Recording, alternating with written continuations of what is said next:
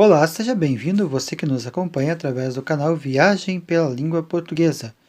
Na aula de hoje, nós vamos estudar um conteúdo básico importantíssimo que é o sujeito.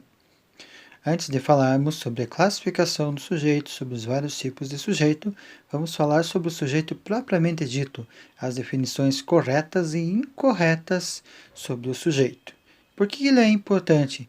O sujeito, como nós veremos no vídeo de hoje, é o assunto, o tema central de uma frase ou de uma oração.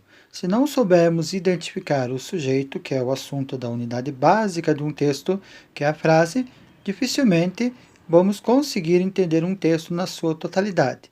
Então, a importância do sujeito já começa pela interpretação. Também, na fase da análise linguística, depois na aplicação das regras de concordância verbal, também nós precisamos saber identificar corretamente e classificar o sujeito. Então, vamos lá. Lembrando, então, que o sujeito é um dos termos essenciais da oração, juntamente com o predicado. Para começar o estudo sobre o sujeito, primeiro vamos desconstruir alguns mitos, desconstruir algumas ideias erradas, algumas definições que se colocam sobre o sujeito, que muitas vezes podem nos atrapalhar. Vejamos, então, quais são esses falsos conceitos, esses fakes, esses conceitos errados sobre o sujeito. O primeiro deles diz que o sujeito sempre é aquele que pratica a ação. Será verdade? Fake. Ele pode sim praticar, mas também pode receber a ação.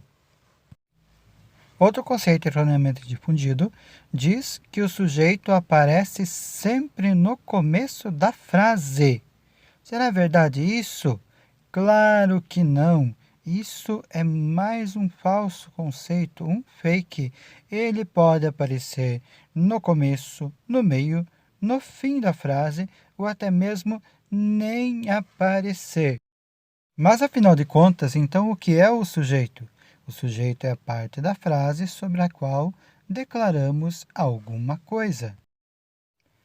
Portanto, o sujeito pode ser uma pessoa, um objeto, um animal ou um sentimento. E tudo isso pode vir representado principalmente por um substantivo, muitas vezes um pronome e até mesmo um numeral. Outra verdade incontestável que não podemos esquecer sobre o sujeito é que ele sempre deve concordar em número singular ou plural com o verbo. Vamos aos exemplos? Os alunos fizeram as provas e os trabalhos. De quem estamos falando? Dos alunos.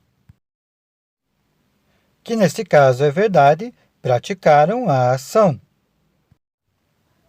Já quando dizemos que as provas e trabalhos foram entregues pelos alunos, temos as provas e os trabalhos como sujeito e aqui, pelo contrário, eles receberam a ação. Já dissemos aqui também que o sujeito pode aparecer no começo, no meio e no final da frase. Vamos aos exemplos que comprovam esta afirmação. O homem e a mulher saíram para trabalhar.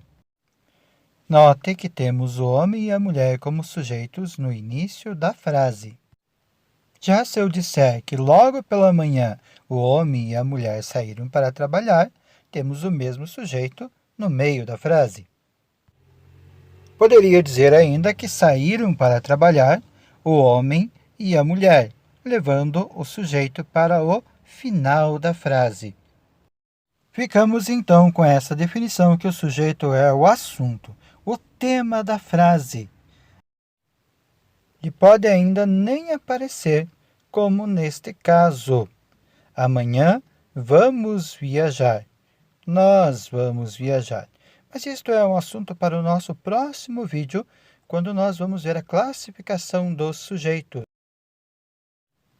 Para não perdê-lo, curta este vídeo, inscreva-se no nosso canal e ative o sininho de notificações. Aí você vai receber o vídeo do sujeito simples e composto e indeterminado e inexistente.